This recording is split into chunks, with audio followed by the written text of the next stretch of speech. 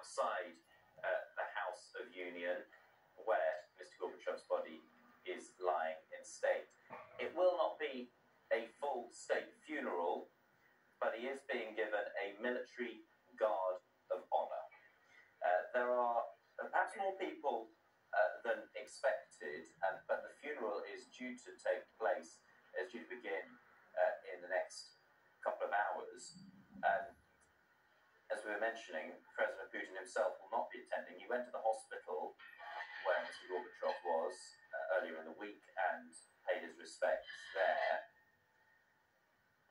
But he will not be attending today's funeral. The Kremlin saying that he doesn't have space in his work schedule to attend. Well, figures from across the world have been paying tributes to the last Soviet leader of the Soviet Union. Our correspondent Helena Wilkinson now looks back at Mr. Gorbachev's life. Mikhail Gorbachev, a leader who will be remembered for overseeing enormous changes. Mr. Gorbachev took power in 1985. He introduced political and economic reforms to kickstart the country's economy, and he helped to end the Cold War. To the West, he was a hero. He charmed on the international stage. Here, meeting the then Prime Minister Margaret Thatcher on his first visit to the UK in 1984, before he became leader. He also opened up the Soviet Union to the world, but he wasn't able to prevent its slow collapse. Many Russians blamed him for the years of turmoil which followed.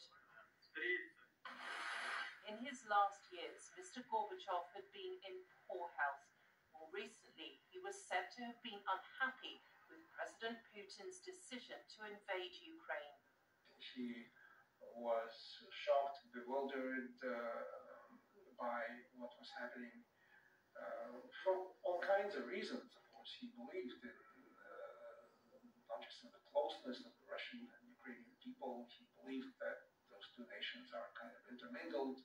Earlier this week, President Putin expressed his deepest condolences, but the Russian leader will not be attending Mr. Gorbachev's funeral today. The Kremlin says he hasn't got room in his schedule. His absence is widely seen as a snub. Among the tributes this week to Mr. Gorbachev have been that he opened the way for a free Europe and that his legacy is one that will not be forgotten. Helena Wilkinson, BBC News. We're going to speak now to our Eastern Europe correspondent Sarah Rainsford, who joins us from Vilnius